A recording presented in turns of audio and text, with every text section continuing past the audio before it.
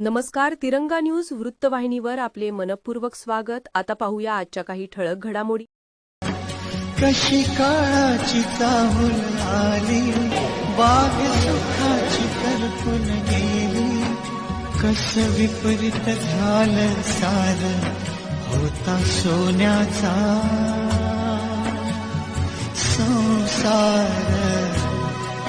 माझ्या राणीचा दरबार, होता सोन्याचा संसार. भोळ्या राणीचा दरबार.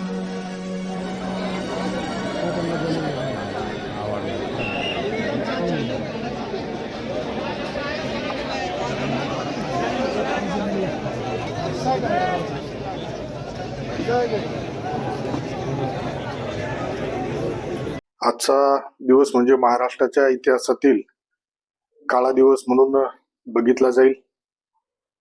महाराष्ट्राच्या चांदा ते बांधापर्यंत ज्यांनी कार्यकर्त्यांचा मोठ्या प्रमाणात संग्रह केला, ज्यांच्या आपल्या कामाच्या शैलीने हजारो कार्यकर्त्यांना नेते घडवलं, विविध पदांवर काम करण्याची संधी दिली, असे राष्ट्रवादी काँग्रेस पक्षाचे नेते, महाराष्ट्र राज्याचे उपमुख्यमंत्री अजितदादा पवार साहेब यांचं निधनाची बातमी धक्का देऊन गेली.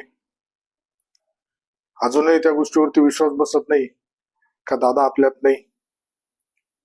दादांच्या एक वेगळी लकब कामाची होती, राहणीमान वेगळं होतं. कार्यकर्त्यांमध्ये आज मी सुद्धा माझ्या राजकीय जीवनामध्ये राष्ट्रवादी विद्यार्थी काँग्रेसमध्ये काम करताना दादांच्या नेहमी जवळून संपर्कात आलो. दादांची जनता दरबाराची पद्धत असेल, कार्यकर्त्यांच्या जागेवरती काम करण्याची पद्धत असेल, प्रशासनावरती असलेली पकड असेल, या गोष्टीमुळे दादांनी एक दादाचं वेगळंपण महाराष्ट्रामध्ये ठेवलं होतं. ज्यावेळेस मी आमदार होऊन दादांच्या आशीर्वादाला गेलो तर दादांनी आनंद व्यक्त केला होता का माझा एक कार्यकर्ता आमदार झाला, याचा मला आनंद आहे. वेळोवेळी दादांचं मार्गदर्शन घेत होतो. दादांचं मार्गदर्शन अधिवेशनाच्या कालावधीमध्ये मिळत होतं. आवर्जून मला भेटल्यानंतर काही सूचना दादा देत होते. पण आज खरंच माझ्यासारख्या कार्यकर्त्यांना घडवणारे दादा आज गेले, याच्यावरती खरंच विश्वास ठेवणं अवघड जाते. आणि अतिशय जड अंतकरणाने मनाने आज खरंच महाराष्ट्राची एक मोठी हानी झाली असं या निमित्ताने मी म्हणत.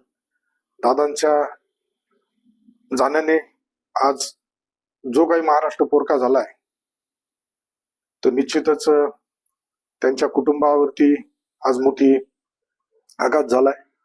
संगमनेर तालुक्याच्या वतीने आदरणीय दादांना भावपूर्ण श्रद्धांजली वाहतो. माझ्या खताळ परिवाराच्या वतीने दादांना श्रद्धांजली वाहतो. ओम शांती. अशाच नवनवीन घडामोडी पाहण्यासाठी आजच आपल्या तिरंगा न्यूज यूट्यूब चॅनलला लाईक करा, सबस्क्राईब करा, तसेच अनेकांना ग्रुपमध्ये फॉरवर्ड करा. संपर्क राजेश जेधे 98 50 42 51 15.